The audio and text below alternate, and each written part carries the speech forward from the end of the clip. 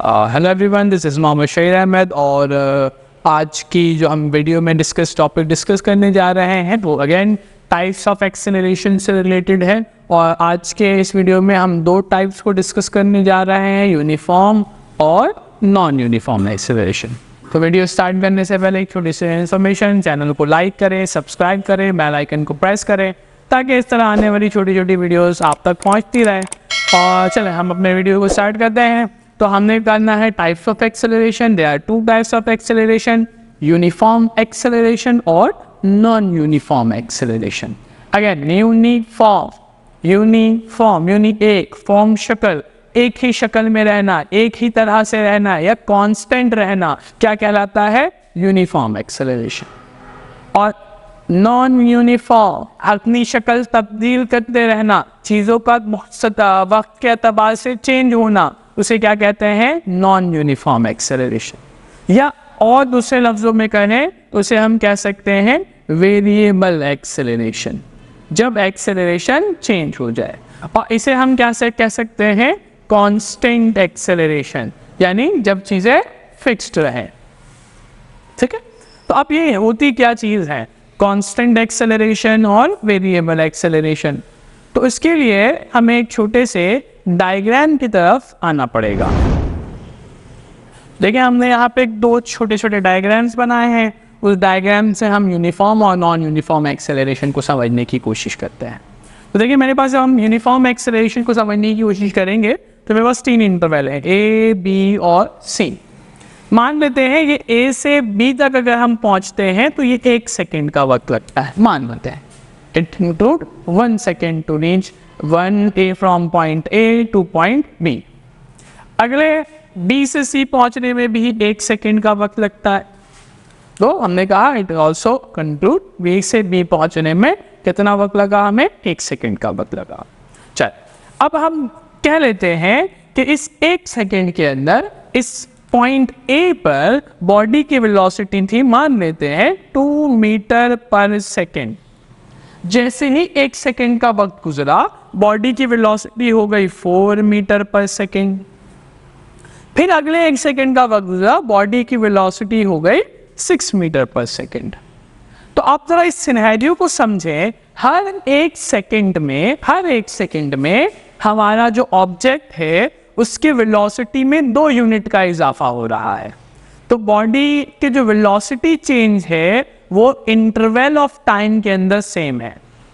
When the change in velocity is equal in equal interval of time, जब velocity का change equal हो और interval of time भी equal हो तो क्या होगा? इधर देखते हैं हम। तो देखिए यहाँ पर अगर हम एक्सेलरेशन निकालें तो एक्सेलरेशन का क्या फॉर्मूला होता है? Change in velocity upon change in time. तो हमने कहा ए से बी इनिशियल वेलोसिटी कितनी हो गई हमारी? 2। फाइनल वेलोसिटी कितनी हो गई? 4। तो चेंज कैसे निकालते हैं? Final minus initial. तो 4 में से अगर 2 चला जाए तो कितना रहेगा? टाइम कितना है? 1 सेकेंड। तो 2 डिवाइडेड बाय 1, एक्सेलरेशन क्या हो गया? 2 मीटर पर सेकेंड स्क्वायर। अगले 1 सेकेंड पर आते, ये हमारा अब अगले 1 सेकेंड में 4 क्या बन गया? हमारा इनिशियल वेलोसिटी। और ये सी वाला क्या बन गया हमारे लिए? Final velocity. Again change in velocity 6 minus 4 divided by 1, 1 second का वक्त दौरान है, that is 2 upon 1। Again acceleration क्या बना? 2 मीटर पर सेकेंड स्क्वायर। आप ए से सी डायरेक्ट आ जाए, कोई मसला नहीं है। आपने कहा वेलोसिटी कितनी थी? 2 कितनी हो गई? 6। तो आपने कहा चेंज इन वेलोसिटी कैसे निकालेंगे? Final minus initial. तो 6 माइनस 2, टाइम कितना लगेगा? 1 सेकेंड और 2 सेकेंड। तो आपने कहा divided by 2, that is 4 divided by 2, 2 1 are 2, 2 2 are 4, again 2 metre per second square. तो आपको नजर आ रहा है कि किसी भी सिनेरियो से देखेंगे तो वेलोसिटी में एक चेंज हर एक सेकेंड में जो वेलोसिटी का चेंज है वो 2 यूनिट का बन रहा है। तो जब भी कभी वेलोसिटी का चेंज टाइम इंटरवल के हिसाब से सेम होना तो उसे हम क्या कहते हैं? Uniform acceleration. When change in velocity is equal to या similar to change in time, या आप इसको ऐसा दूसरे लफ्जों में कह सकते हैं, आसान लफ्जों में, कि जब बॉडी हर सेकेंड में वेलोसिटी का चेंज एक जैसा रखे, जैसे पहले 1 सेकेंड में वेलोसिटी का चेंज कितना है 2, अगले 1 सेकेंड में वेलोसिटी का चेंज कितना है 2। तो जब भी एक इंटरवल ऑफ टाइम में वेलोसिटी का चेंज एक जैसा रहेगा तो एक्सेलरेशन भी एक जैसी बनेगी। That is called uniform acceleration, एक जैसी एक्सेलरेशन। नॉन यूनिफॉर्म की कैटेगरी में देखते हैं, समझते हैं भाई यहाँ से यहाँ तक का कितना इंटरवल है, मान लेते दौरानियत 1 सेकेंड का है। फिर अगला बी से सी भी कितना है 1 सेकेंड का है। मान लेते हैं यहाँ पर बॉडी की वेलोसिटी हमारे पास 2 मीटर पर सेकेंड है। इस 1 सेकेंड के अंदर बॉडी की वेलोसिटी कितनी हो गई 4 मीटर पर सेकेंड, 2 यूनिट का तब चेंज आ गया। एक्सेलरेशन निकालें, क्या होगा 4 - 2 डिवाइडेड बाई टी।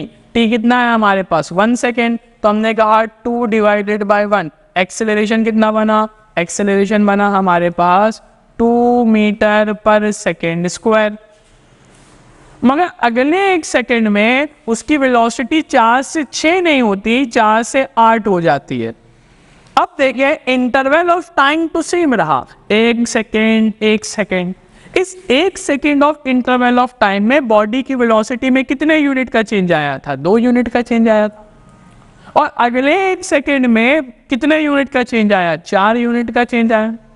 तो अब देखें चेंज इन वेलोसिटी सेम नहीं रहा, जबकि इंटरवल ऑफ टाइम तो सेम है। इसका मतलब अब एक्सेलरेशन यूनिफॉर्म नहीं रहने वाली। चेक करते हैं कैसे निकालेंगे acceleration. Change in velocity 8 - 4 final minus initial, time 1 second, तो 1 पुट कर लेते हैं। 4 में को 1 से डिवाइड करें, वेलोसिटी कितनी हो गई 4 metre per second square, change हो गई वेलोसिटी। तो जब वेलोसिटी का चेंज एक जैसा रहेगा इंटरवल ऑफ टाइम में तो वो होगा यूनिफॉर्म एक्सेलरेशन। और जब वेलोसिटी का चेंज एक जैसा नहीं रहेगा, जैसे पहले 1 सेकेंड में 2 यूनिट का चेंज, अगले 1 सेकेंड में 4 यूनिट का चेंज, 4 से 8 हो गए ना, तो यूनिफॉर्म एक्सेलरेशन नहीं रहेगा। उस एक्सेलरेशन को हम क्या कहते हैं, नॉन यूनिफॉर्म एक्सेलरेशन कहते हैं। उम्मीद है ये वीडियो आपको पसंद आई होगी। चैनल को लाइक करें, सब्सक्राइब करें, बेल आइकन को प्रेस करें ताकि आने वाली इस तरह की वीडियोस की नोटिफिकेशन आप तक पहुंचती रहे। शुक्रिया।